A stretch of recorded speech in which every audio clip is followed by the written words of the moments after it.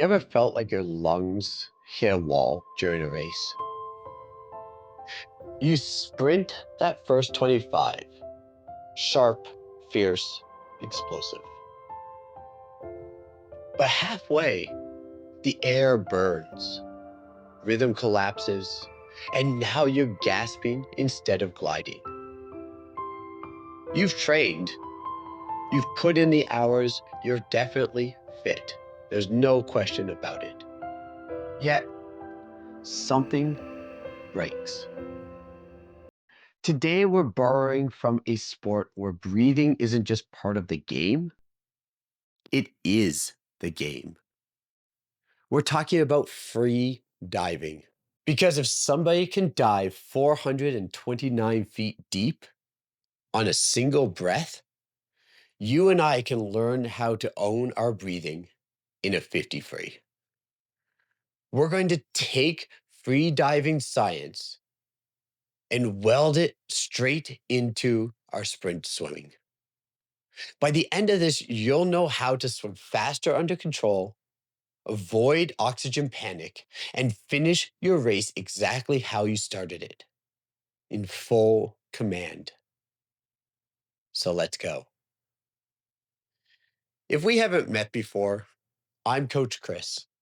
For over 20 years, I've been helping swimmers turn good in practice into dominant where it matters most, your races.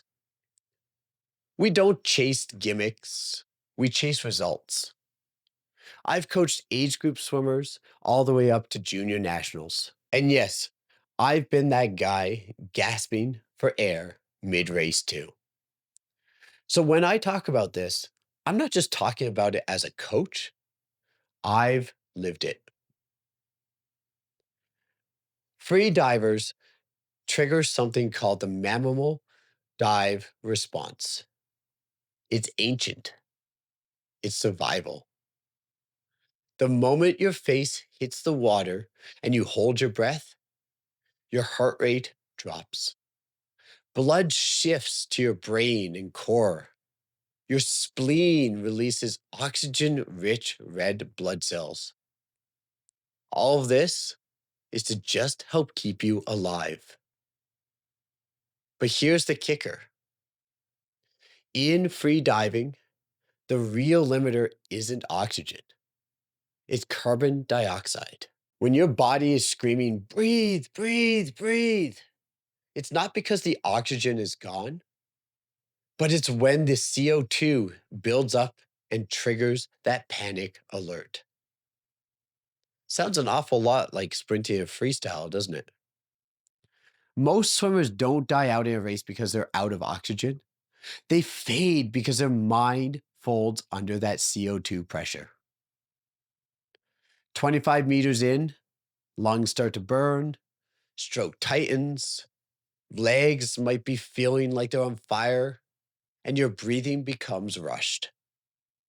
You're not exactly empty, but your brain has convinced you that you are. Free divers train to ride that discomfort without folding. We can steal from that and shape it for ourselves in the pool. Here's where free diving meets good sprint swimming. One of my go-to progressions is a 3-5-7-9 breathing pattern set. Essentially, with the first length, you breathe every 3. Second length, you move it up to every 5. Then third, every 7. Fourth, every 9. And that count continues on. So if you are mid-lap at the 5 count and you've only taken 3 strokes, you still owe 2 going into that next round. So why does this work? Because it forces you to use oxygen efficiently. Resist that panic signal going off in your head, and it helps you maintain your technique under mild oxygen deficit. But here's the twist most swimmers miss. Once you can hold your form for that 3-7-9, you don't just add more distance. You start to add speed. You simulate race pace breathing control. And if you want to level it up, flip the switch. Start at 9, then 7, then 5, then 3. And once you hit that 3, make sure it's all out. Everything you've got. That last length feels like a bit of a drill break. 4 other drills I use with my swimmers on a regular basis is supine breath holds. Essentially, you want to float on your back in the deep end, holding one breath. You want to hold this for about 30 seconds. Focus on being relaxed, not toughing it out. After 30 seconds, slowly release your breath and then repeat. Moving on into a sprint and hold. I like to have my athletes sprint 15 meters, no breath during that time. Then they can take one breath, dive underwater in a tight streamline, and push 5 meters underwater.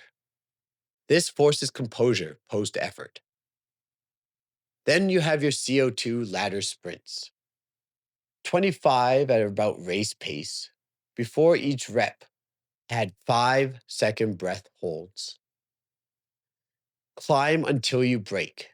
Rest and repeat. So essentially, you add 5 seconds of extra holds before you get started on that 25. Starting at 5, then 10, 15, etc. And finally, the 3-5-7 race simulation.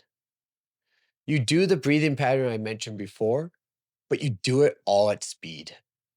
With your turns, your breakouts, full race rhythm.